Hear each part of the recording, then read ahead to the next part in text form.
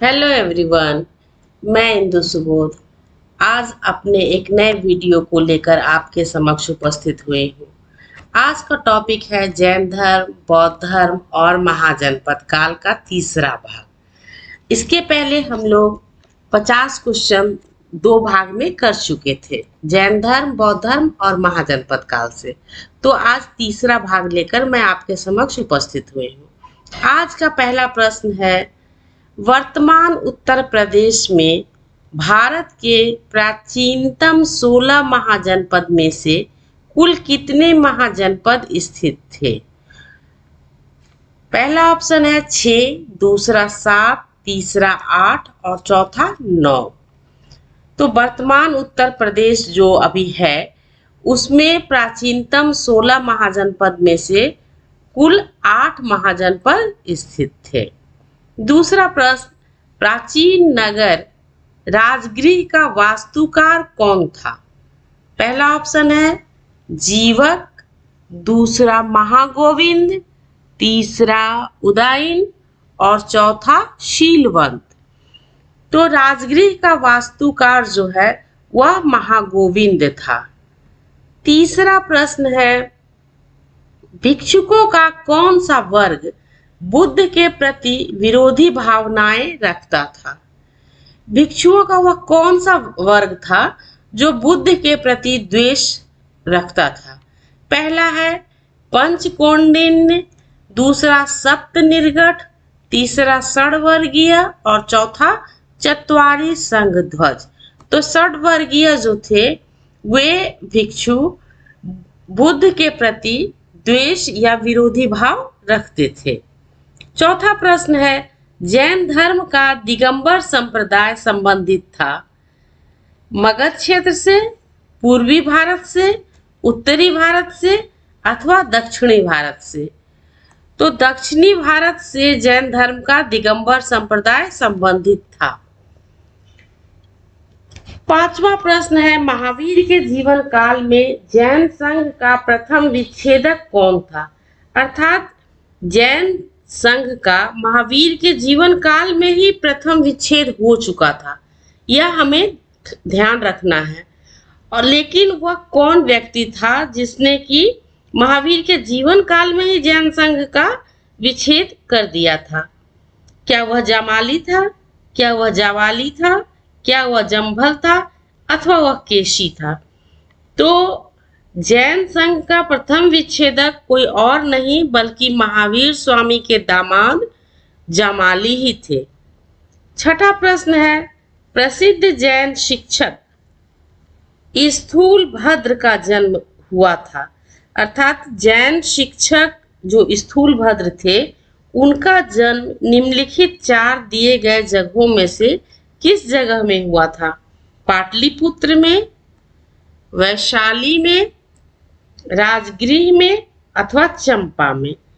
तो स्थूलभद्र का जन्म राजगृह में हुआ था। अब हम 7वें प्रश्न की तरफ चलते हैं। तो आज का 7वां प्रश्न हमारे स्क्रीन पर यह रहा, जैन संप्रदाय के प्रथम विभाजन के समय श्वेतांबर संप्रदाय के संस्थापक थे। जैन धर्म का जब पहला विभाजन हुआ था उस समय श्वेतांबर संप्रदाय के संस्थापक कौन थे? स्थूलभद्र थे, भद्रबाहु थे अथवा कालकाचार्य थे या देवर्धि क्षमा श्रमण थे?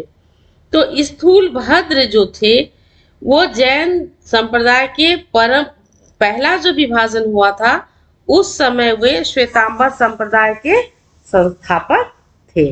अब हम 8वें प्रश्न की तरफ चलते हैं। 8वां प्रश्न है, निम्नलिखित किस साहित्य में उल्लेख किया गया है कि पार्श्वनाथ क्षत्रिय थे? पार्श्वनाथ क्षत्रिय थे यह किस साहित्य में उल्लेखित है?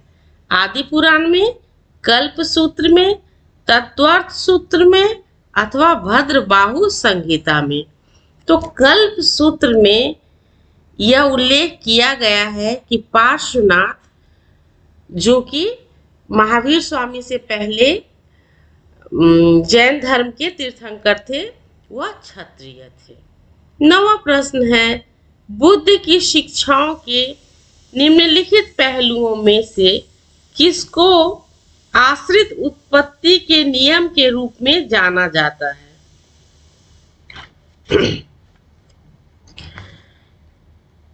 पंचशील को, आर्य सचानी को, अष्टांग मार्ग को, अष्टांग भाग को, अथवा पतिच्चा समुत्पाद को। पतिच्चा समुत्पाद को प्रतीत्य समुत्पाद भी कहते हैं। और प्रतीत्य का अर्थ होता है किसी वस्तु की प्राप्ति होने पर, और समुत्पाद का अर्थ होता है समुत्पाद अर्थात अन्य वस्तु का उत्पन्न होना। तो यह जो है आश्रित उत्पत्ति के नियम के रूप में जाना जाता है बुद्ध की शिक्षा में। वह क्या है? पतिच्चा समुत्पाद अर्थात प्रतीत्य समुत्पाद, जो कि हमारा चौथा ऑप्शन है। 10वां प्रश्न है, 16 महाजनपदों में मगध के उदय के संबंध में निम्न में से कौन सा कथन सत्य नहीं है? नीचे 4 कथन दिए गए हैं, उनमें से 3 सत्य हैं और 1 सत्य नहीं है। किसके संबंध में? 16 महाजनपदों के संबंध में, जिसमें कि 16 महाजनपदों में जो मगध के उदय के संबंध में जो दिया गया है उसमें कौन सा सत्य नहीं है? पहला है, यहाँ के शासकों ने मगध की भूमि के विभाजन के द्वारा गण संघों की निष्ठा जीत ली थी।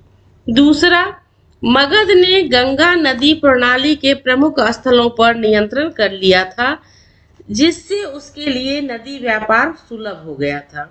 तीसरा, इसका नेतृत्व बिंबिसार व अजातशत्रु जैसे राजनैतिक रूप से अति महत्वाकांक्षी लोगों ने किया था।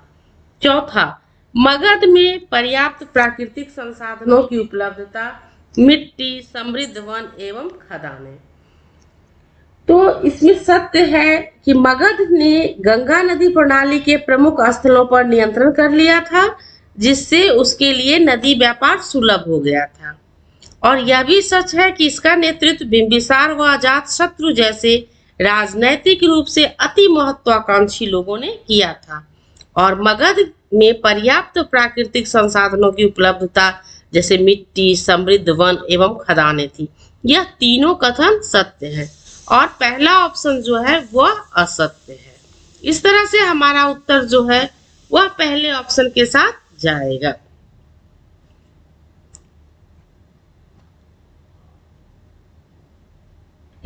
अब हम 11वें प्रश्न की तरफ चलते हैं।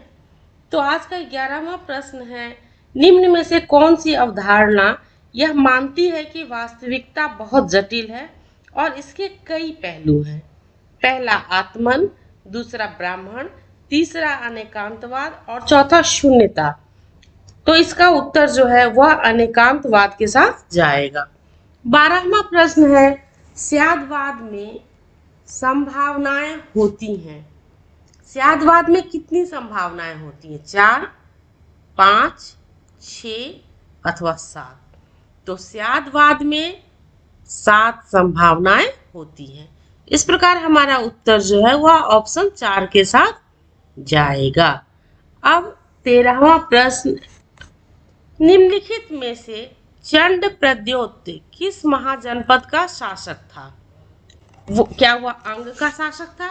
क्या वह मगध का शासक था? क्या वह कंबोज का शासक था? क्या वह अवंती का शासक था?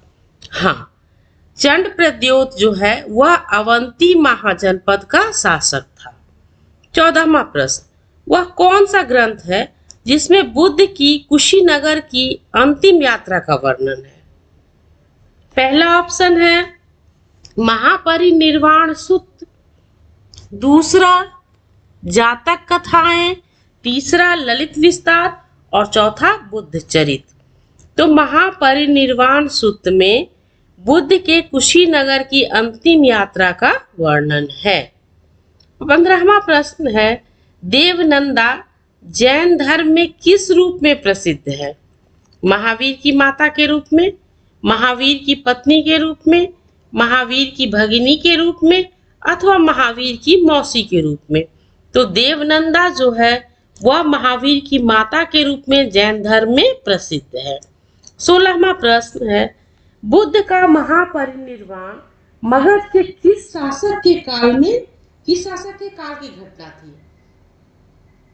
बिंबिसार के शासनकाल की, अजातशत्रु के शासनकाल की, उदयभद्र के शासनकाल की अथवा अनिरुद्ध के शासनकाल की? तो बुद्ध का महान परिनिर्वाण जो है वह अजातशत्रु के शासनकाल की घटना थी। 17वां प्रश्न है, गौतम बुद्ध का महापरिनिर्वाण किस राज्य में हुआ था? जिस राज्य में हुआ था वह कौन सा राज्य है? अंग, मगध, मल्ल अथवा वत्स? तो मल्ल राज्य में गौतम बुद्ध का महापरिनिर्वाण हुआ था। 18वां प्रश्न, निम्नलिखित में से जीवक कुमार भृत्य ने आयुर्वेद की शिक्षा कहाँ से प्राप्त की थी? काशी से, नालंदा से, विक्रमशिला से अथवा तक्षशिला से? तो जीवक कुमार भृत्य ने आयुर्वेद की शिक्षा तक्षशिला से प्राप्त किया था। 19वां प्रश्न, निम्नलिखित में से बुद्ध के काल में गांधार का राजा कौन था?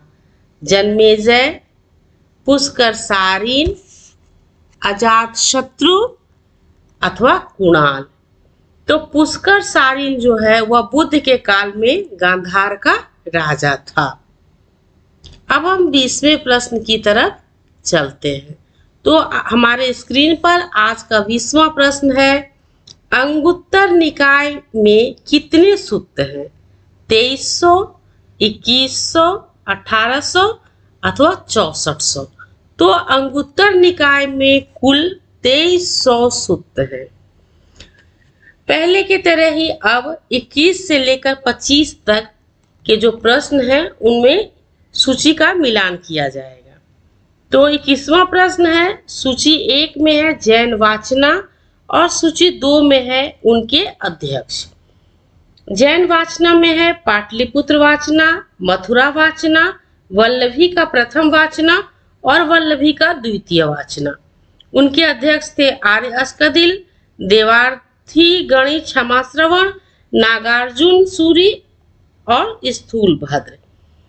तो पाटलिपुत्र वाचना के जो अध्यक्ष थे वह थे स्थूलभद्र, ए का चौथा।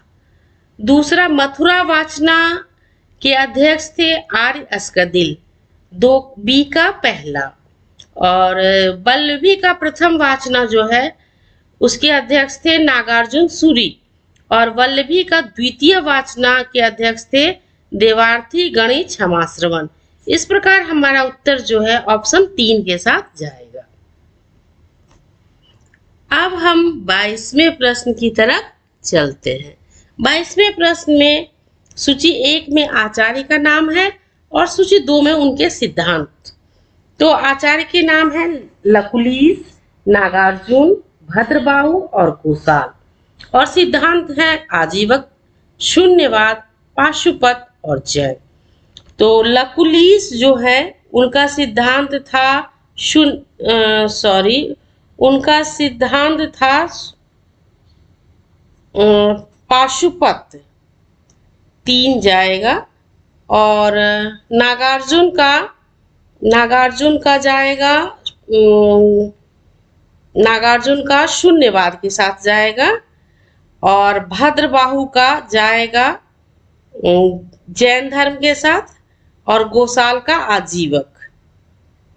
तो इसके जो ऑप्शन दिए गए हैं वह कुछ सही मुझे नहीं लग रहा है, इसलिए उसको हम लोग छोड़ देते हैं। वैसे उत्तर इसका यही सही है। अब हम 23वें प्रश्न की तरफ चलते हैं। तो 23वां प्रश्न है,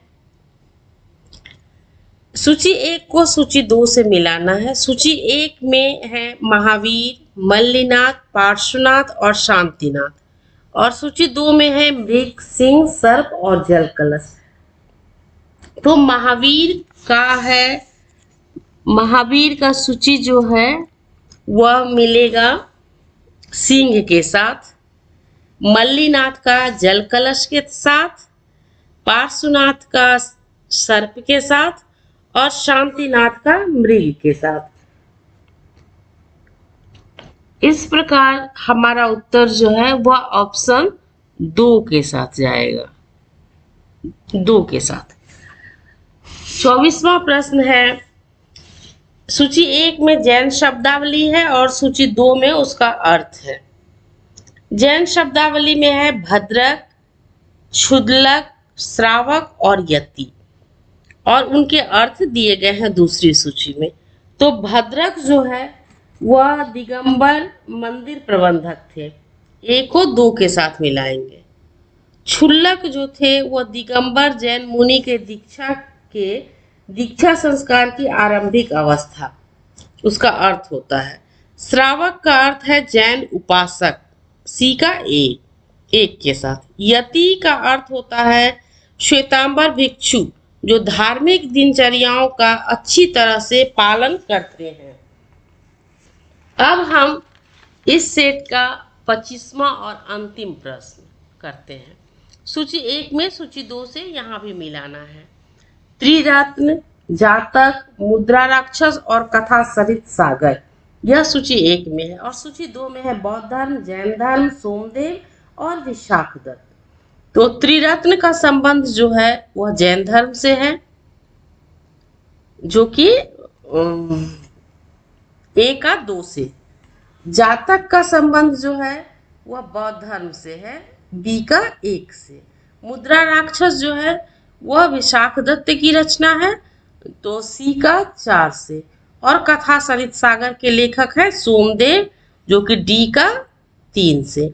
इस प्रकार हमारा आज का यह सेट यहीं पर पूरा होता है। आप लोग से यह उम्मीद है कि एक तो आपको यह सेट पसंद आएगा, आप अधिक से अधिक इसको लाइक, शेयर और सब्सक्राइब करें, ताकि मैं आपके लिए और भी ढेर सारे इसी तरह के वीडियो बनाकर लेते आऊं। और आज जैन धर्म, बौद्ध धर्म और महाजनपद से कुल 75 प्रश्न हो गए, और अगला वीडियो जो है उसमें भी इसी टॉपिक से 25 प्रश्न मैं लेकर और आऊंगी। धन्यवाद।